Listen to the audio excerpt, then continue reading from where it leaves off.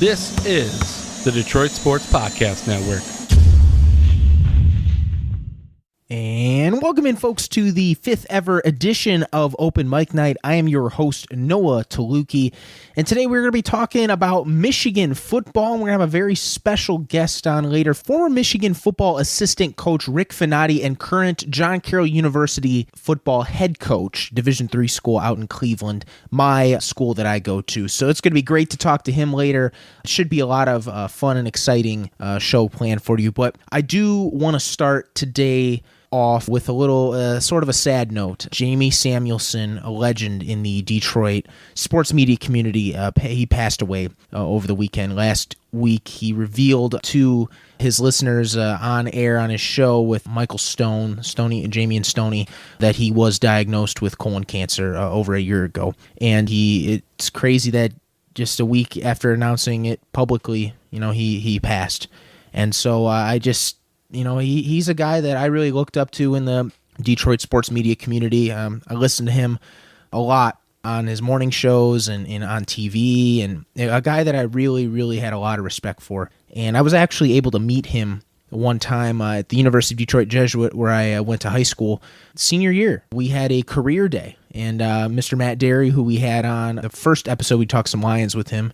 He was my teacher, and he actually invited Jamie to come to career day and just kind of speak to whoever was interested in a career in that field. And of course, immediately when I saw that, I jumped onto that, and I wanted to meet Jamie really, really bad, because I listened to him every morning at that point with Stoney, and I even listened to Wojo and him back in the day on the late afternoons, early evenings. But I went over to his table, and nobody was over there, and I just introduced myself, and he had a big smile on his face when he met me, and I was telling him about how I really want to get into sports broadcasting and how I'm going to John Carroll University to do all that. And, I could just tell from about the 15-minute conversation with him, getting to know him more, and he was getting to know me a lot, that he was very genuine. And I could really get a good sense of that with him. And after we were done talking, he gave me his card, said, "Hey, contact me if you ever need anything." And I always kept that card in my wallet, and it never left my wallet, to about 3.5 years ago. So that's always been my Jamie memory, and I always enjoyed listening to him. One of my favorites here in the Detroit sports community, and I really, I'm sorry for everybody out there that may be going through a difficult time with what Jamie and his family are going through. So just wanted to get that off my chest, and he was a great man, and I could just tell just from the opportunities I had to listen to him in doing his shows on 97.1. So I know he impacted a lot of lives, and he will be very deeply, deeply missed. So I guess on a little more positive note, we'll just be discussing Michigan football and sort of the Harbaugh era at this point, and really what to expect for this 2020 season. Now, hopefully, we're going to have a 2020 season, of course, with everything going on in the world right now with the virus and all that, but as of now, nothing has been called off officially for Michigan football, so I just want to discuss in those terms right now. Hopeful that a season will happen. So this is head coach Jim Harbaugh's 6th season in Ann Arbor, and I gotta say, it started off with some promise. 2015, I know they lost the big game to Michigan State on the he has trouble with the snap play and all that. However, it seemed promising with the huge win over Florida. And remember, Jake Rudock was the quarterback then, and things looked good for Michigan. But then what kind of happened was just a lot of years of what I call mediocrity. Now, that 2015 season, they go 10-3. The next season, they go 10-3 again, but then losing that Orange Bowl game to Florida State. Then 8-5 the next year, the Outback Bowl loss, and then the Peach Bowl loss, going 10-3 again, and then settling at 9-4 this past season, another loss in the Citrus Bowl. So Jim Harbaugh, 1-5 is his record in bowl games, which is pretty embarrassing, I think, especially if you're a Michigan football coach. And what's even more important, 0-5 all time against Ohio State. And as a lot of Michigan fans know, you have to beat Ohio State. You have to. And Jim Harbaugh just has not really won a whole lot of big games. Sure, he's beaten some ranked opponents here and there, and He's beaten Rutgers 78-0, but when it's all said and done, weren't the expectations for Michigan to be in the college football playoff? To be going to Indianapolis for the Big Ten championship every year? It just has not happened. And Harbaugh was supposed to be this savior of the program. And as of now, 47-18, that's a pretty good record. But when you think of those 18 losses, a lot of those come against the big opponents, the Ohio States. Some of those include Michigan State back in the day. Other ranked opponents, all those bowl game losses. But do I think Harbaugh is a good coach? Yes, I do. It's just he's not taking Michigan to that elite status like where their biggest rival, Ohio State, is. And I know there's people out there that say, oh, we'll give Michigan a break. Ohio State is at arguably the best we've ever seen them. And I just say this, pump the brakes for a minute. Yes, Ohio State has had a string of dominance that we may have never seen at Ohio State before. Yes, I understand that. However, Harbaugh was brought in to beat Ohio State and to compete at that level with Ohio State. And sure, okay, the overtime game against Ohio State, but I mean, there's been a lot of blowout losses and just a lot of disappointments when they play Ohio State. But this is what gets me, and this is what I think represents the gap between where Michigan and Ohio State is.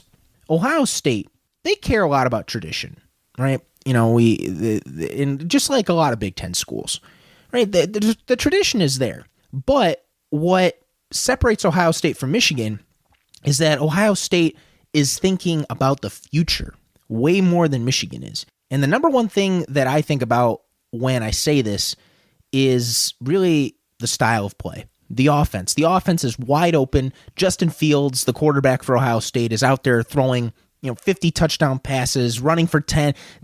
Everybody's racking up so many yards on this Ohio State team, and the defense is just outstanding. A great defensive mind over there.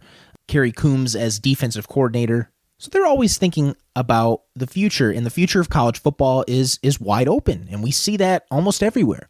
But where we don't see it is Michigan. Now, they've tried, okay? They're trying with Josh Gaddis, and that's what everybody's saying, trying with this wide open brand of football. But, I mean, we saw some flashes of it last year, but, I mean, really, where was that in the big games? Sure, you can do that against Middle Tennessee and blow them out by 30, 40 points and have a wide open offense like that where everything's clicking. But why isn't it clicking in the big games? Why can't they find a way to pick apart different defenses in the Big Ten or come up with a defensive scheme that doesn't allow 600 yards of total offense or whatever it was in the Ohio State game? I mean, everybody was so wide open in that game. It was unbelievable. But Michigan is set in tradition. They're set in the past. That's what I think of when I think of Michigan. They're stuck in the past. You hear about the old memories of Bo and Lloyd Carr and those 1997 championship and all the mythical championships with fielding Yost back in the early part of the 1900s. Sure, that's all great to talk about. That's all fun and exciting, but Michigan is stuck there. And you look at Jim Harbaugh, a lot of his basic offense was a lot of like what Bo ran, smash mouth football, which isn't really the style of play in today's college football. So he's behind in the times. And hey, even if you look at Harbaugh on the sidelines, you see he's got that old Michigan hat, the old M, and he's wearing the old Michigan pullover.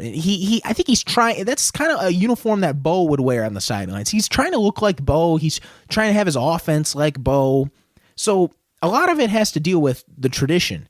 And there's a lot of Michigan fans that defend that. But in my opinion, what separates Michigan and Ohio State is just the innovations in terms of the offense. They have to modernize the offense, and then they'll start getting the athletes and the big time recruits like Ohio State is getting and use that to their advantage. Now, I know Michigan has had a lot of NFL talent, which I give them credit. That's very great. Now, was it high-level talent? Not necessarily. There was a lot of guys picked, in that 4th, 5th, 6th round area.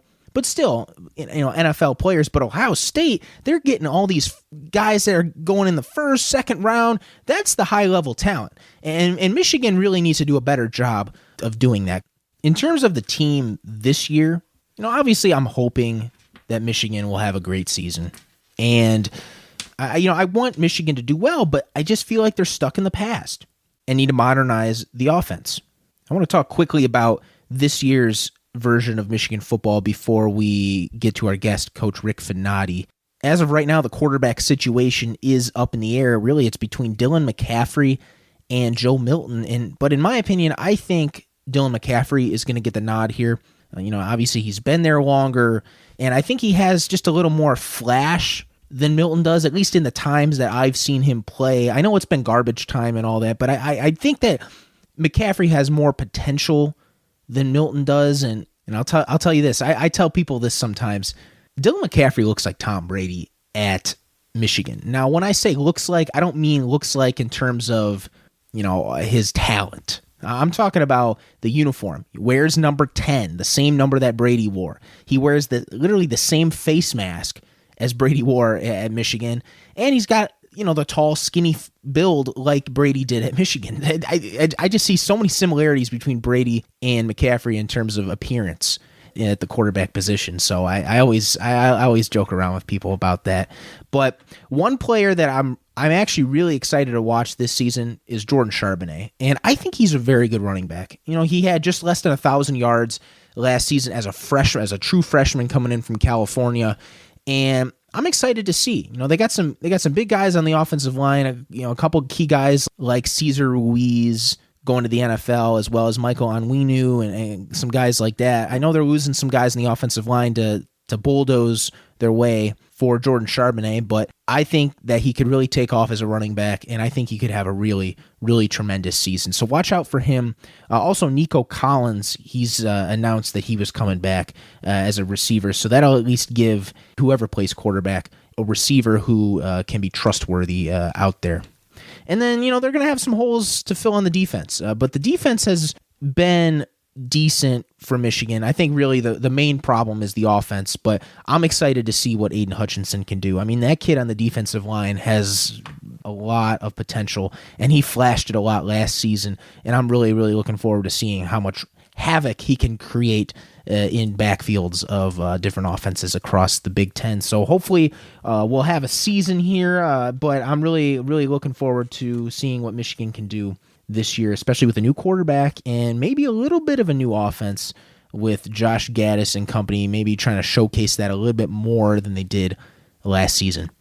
And joining us now here on Open Mic Night is Rick Finotti, the head coach at John Carroll University for the football team down in Ohio, but he was also an assistant at the University of Michigan for 2 seasons, 2015 and 2016, under Coach Harbaugh. Coach Finotti, thank you so much for joining us today.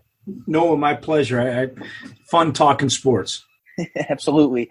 So I just want to know, in those 2 years that you were at Michigan, what exactly were your duties? What did you do those 2 years? So it kind of goes back to like the year prior. Let's take that. So we just came off my second, and the school's ever second state championship at St. Edward High School. So we were in the weight room around March, preparing to win another one, to go back to back. And I got this phone call with a California area code. So I thought maybe it was Stanford recruiters, because we get a lot of Stanford recruits our school. So I go, I'll just call them back, later, because I was in the weight room, and I ran the weight room and everything at St. Ed's. And I got it was a long message. I go, recruiters don't leave that long of a message. And it was Coach Harbaugh. Hey, very unassuming guy, like totally explained who he was. I'm Jim Harbaugh. I'm the head football coach, at Michigan. Like I've never heard of him before, just real humble in that regard.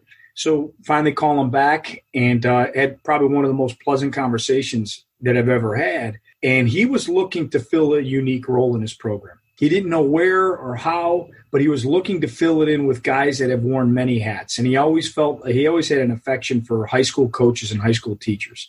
His dad was trained as a teacher at college at Bowling Green. Woody Hayes, Bo Schembecker, they always had backgrounds in teaching and education. And that was the one thing he always felt like he was missing in his career, was like just getting that experience. Now, he's a good teacher, but like just having the experience of being in a classroom, learning teaching techniques. So he was always intrigued by that. So he just hired a friend of mine, Chris Partridge. Chris and I knew each other for probably the past 4 or 5 years. He was at Paramus Catholic High School. I was at St. Ed's, a lot of powers, always looking for games. We played probably at least 2 powerhouses from New Jersey out of the Catholic League there, year after year. And him and I became close. Ironically, we were paired up because of Pat Narduzzi. Pat Narduzzi calls me, goes, "Hey, I got a guy that's just like you. You guys would be a great fit." Luke Fickell kind of said the same thing. So I go, I got to meet this Partridge guy. So we met, and ever since then become really good friends, and I'm so excited to see where his career is. But he was already up at Michigan. He was labeled as the recruiting coordinator, and they were looking for some different roles. So it was to be football, but I also knew there would be some operations side of things. And Jim thinks with his heart, and he leads in the right way. So when I got up there, it's like, hey, we needed to do a little bit more operations than we planned. Well, I'm a team player. So my role was director of football operations. So I was in charge of helping Jim with all the off the field stuff, anything to kind of do with like practice planning, coordinating amongst the staff, like outside of the coaches, liaison and game day with the athletic director, from NCAA compliance to recruiting. Like we just had a lot of different roles. For Jim, what I loved about him was that's how my philosophy is. It's all hands on deck. It's like a family. When one person's putting dishes away or cleaning up the house, what are you going to do? Just sit there or help out? So we had an all hands on deck philosophy, ran in different roles because I went up there to help Michigan succeed. It was not about me or what for Partridge or Jim Harbaugh. Our goal was to get Michigan to succeed. So with Partridge running the recruiting, me running the operations, and Coach Harbaugh leading the way, it was a great experience. And then once I did that for a year, kind of planned the bowl trip to the Citrus Bowl, we get back, and then we just hired Don Brown, and I was transitioned into a senior defensive analyst role with Don. At the time, I want to coach on the field. But at the time, I realized what a unique and cool role I'll have is to sit behind a guy with a tremendous defensive mind, and also, too, kind of the humbleness of coaching. Don Brown started as a Division III coach. He coached baseball at a lower level, coached baseball at Yale. His son was a Division III baseball coach. Like this guy, in every facet of his life, to his techniques and how he treats his players, is wholesome. And what he did, he's earned everything he's gotten. So he's a very brilliant defensive mind, but most importantly, he's a good man, and he treats people the way that they should be treated in his profession. So I got to sit next to him and game plan, every day. While the position coaches are in their rooms doing their duties, I was able to pick Don's brain and learn a lot about defense and offense and recruiting and planning. So it was a godsend to be in those roles, and I always felt protected. I really have. I always felt like I stumbled into coaching at 30 years old. My grandfather coached Don Shula here. He was an assistant coach here at John Carroll. I always felt like I always had somebody guiding me, and it's him and my faith that's kind of guided me along these ways where I've been able to meet some incredible people. I've been able to work alongside some incredible people, and I continue to do that too. Incredible young men and staff members and just the whole profession. I just look at the bright side of everything. Now, you talked a little bit about your career at St. Edward High School, one of the perennial powers in the nation when you were there. Just a little Michigan connection to that. You did coach the Dowell twins they just graduated from Michigan State. Obviously, you had a great relationship with a lot of Division I coaches, but I know that you have known Coach Mark D'Antonio for a long time. Now, I know he's not at Michigan State anymore, but just talk about that relationship that you had with him and Michigan State as well. Yeah, I think being, at St. Ed's at the time we got there, we had some big-time recruits. Kyle Kalis at Michigan. We had Sam Grant, the tight end. He went to Oklahoma. We had Tyler Orlowski going to West Virginia. And we didn't quite have one going to Michigan State, but out of all the coaches that I was probably the most close with was probably Pat Narduzzi. And we would go up to Michigan State and I would go for like 3 days at a time, stay at the hotel there or the Radisson and, just learn football. And it started with Coach D'Antonio in his philosophy of opening his doors to all the high school coaches, and created a great friendship with Pat Narduzzi, Mark D'Antonio, Trussell, Coach Samuel, Coach Bowman, Coach Staten. These guys are just incredible guys. And we became at St. Ed's humongous fans of Michigan State. And then when the Dowell boys eventually went there, I couldn't think of two guys that I was most proud to coach, but also, too, I was so proud to hand off to help enhance a program. These guys have the Dowells have a tremendous family base. The parents are exceptional. If you had the mold for the model parents to run a high school program and a college program, it would be Mr. and Mrs. Dowell. The boys take zero for granted, take nothing for granted. Everything they do is earned. They work like they're fifth stringers. They would play basketball, then they would, hang around the weight room after. I'd wait for them. They'd go work out afterwards till like 8, 9 o'clock at night, even with the game the next day. They could not be outworked. And that's what I loved about them. And quite frankly, that's why we were so successful at St. Ed's. We had a relentless work ethic. Our guys took nothing for granted. And, I was really proud to coach those guys and continue a friendship with them. I'm excited to see their younger brother, Michael, doing so well, in Michigan State, and really proud of him. And ever since I left, it's been a really good pipeline. They've had a few more guys, that have done that. And I've always liked the recruiting philosophy. They get to know the player and the people and families. They're just not out there throwing offers around and just going for the most sexy player. They're looking for the guy that fits their program, blue-collar program. Just like you preach at John Carroll. One quick question before we get to the final question. I just thought of this. One of the plays in the Michigan State game that gets talked about for a long time that will forever live in the MSU lore is, he has trouble with the snap. And of course, Sure. you were on that staff at Michigan that was involved. You were at that game, obviously. I just want to know, just for the fans out there, what was that atmosphere like in the Michigan locker room after with the players and the coaches? I'm sure just a lot of devastation there, losing to a rival especially. Yeah, I think that those are one of those unique games. Like you think of the Stanford, California game when the band is on the field. You think of any Hail Mary that has gone on in Colorado versus Michigan, like when Cordell Stewart throws it up. And you start thinking of all these different things. And one, you feel for the player. The first thing that immediately, and I'm watching this go on, was the snap. And then Blake O'Neill, who was probably one of the finest young men that I've ever been able to coach or become associated with, just botch the snap, and then you have your natural reaction. And there's many coaches. It was funny today, Coach Nystrom and I were talking about the situations like that and how they mold you for the rest of your life, whether it's a decision, whether it's a compassion, whether it's empathy, like looking at it from that standpoint, like I felt immediately for Blake because I couldn't think of a better person. And when he took ownership in the whole thing and watching him in the locker room and he didn't hide away or cower down, he took it like a man. And sometimes we're put in situations and, that was a game. But in the end, that was a game. It was just a game.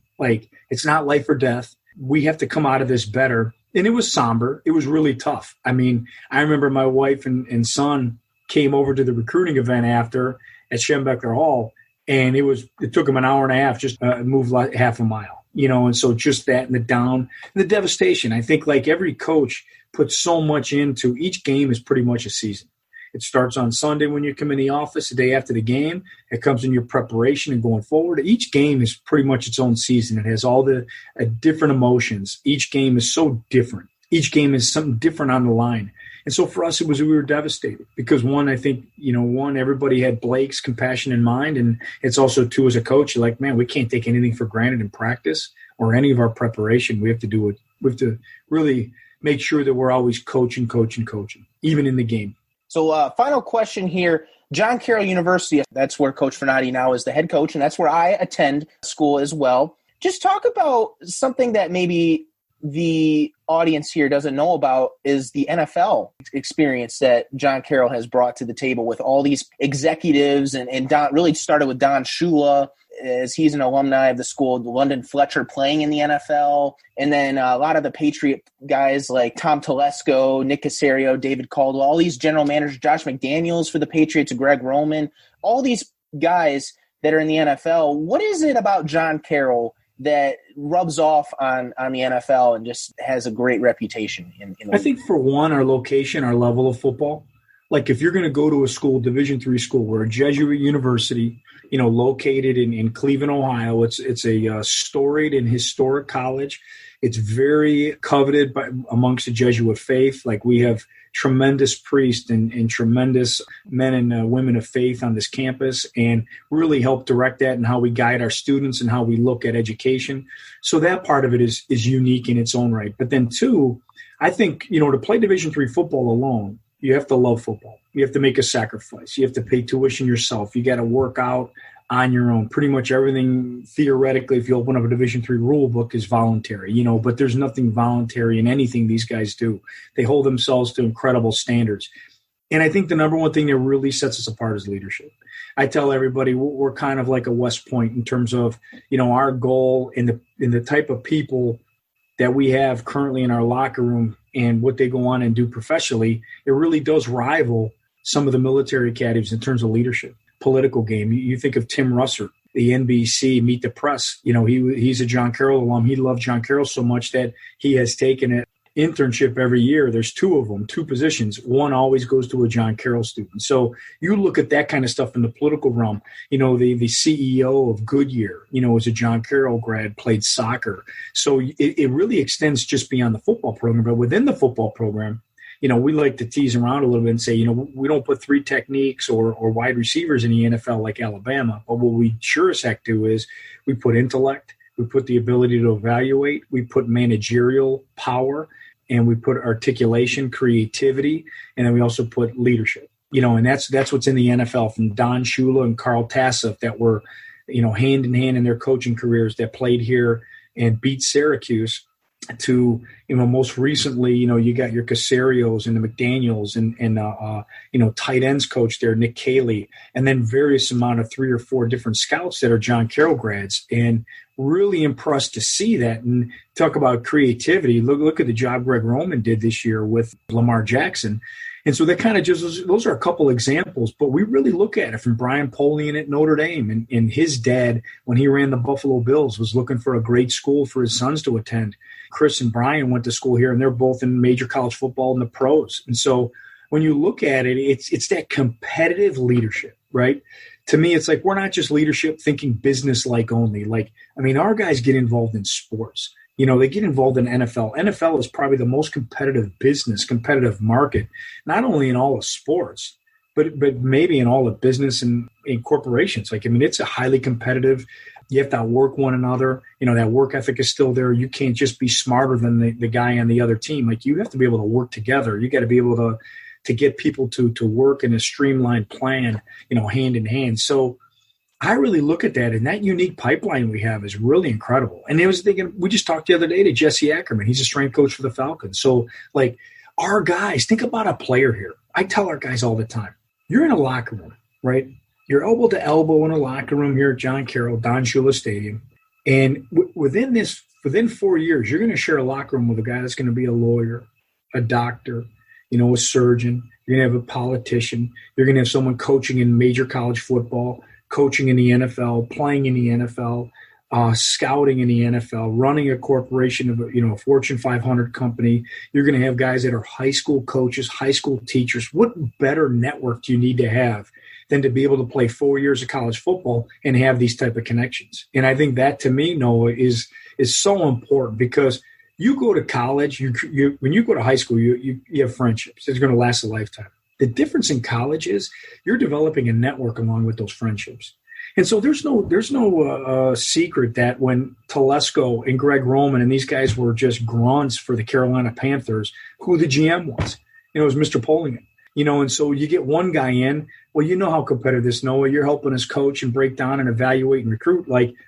It's a people business, and trust and loyalty is more important. You ask any fired coach in college or football or NFL or even at the high school level, they're going to go back and always say, man, I wish I would have hired a little bit more loyalty as opposed to, what I thought how smart a guy was, because it's hard enough to win when you have the brightest in the room. You got to pull out that extra out of your players. And quite frankly, I think John Carroll does possess that. It's not only in the academics, but look how much service you guys do. You were doing service this morning, Noah, on your own time, you're serving others.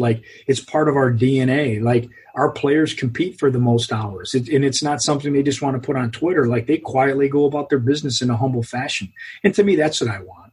I want guys I want to be surrounded by guys like that. I want a young man that's coming from maybe a tough urban setting that comes to John Carroll. He's going to know he's going to have the resources and the help to make him successful. And so that's important. Being able to contact guys like London Fletcher and, all these different guys in the NFL, what a great resource, not only for me, our coaches, but also our players too. Great school. And the men of Carroll, the legacy just lives on forever. So it's awesome. Awesome that the NFL connection there as well. But we want to thank Coach Rick Finotti, head coach at John Carroll University, for coming on the podcast. Thanks for sharing all your Michigan memories and the NFL connections with John Carroll, and just a great man, great person, and great to talk football with. Thanks again, Coach. No, I appreciate you, man. I appreciate you. You take care. What a conversation with Coach Finotti. He's really one of the best there is, and he's a great football coach and a great man, even a better man.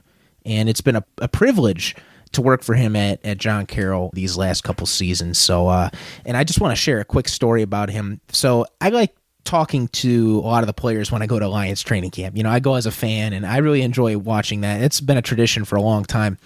But when the Patriots came to town last year for practice, they practiced against the Lions, I was able to talk with Chase Winovich when he was signing some autographs, as well as Graham Glasgow. And I mentioned to them, I said, you know, I know Coach Rick Finotti, I go to John Carroll, and I work for him now, because they both would have known him at Michigan because he would have been their coach. And they both looked at me and said, wow, that you know a really, really great man. And he was just an excellent coach, and I really enjoyed him as a coach, and he helped me out with a lot of things. And both of them shook my hands and said, you make sure to say hi to him for me. So that's always been my story with Coach Finotti and some other players, some Division I players that he coached, Graham Glasgow and Chase Winovich, and they're doing well in the NFL now. So great to see that. But thanks again for tuning in to Open Mic Night. Check out some of the other podcasts that are out there on the Detroit Sports Podcast Network, like Doc and Jock, the Wrestling Podcast, the Fan Report, the Michigan Football Podcast, among many, many other podcasts out there. So thanks again for tuning in, and see you next week only on Open Mic Night.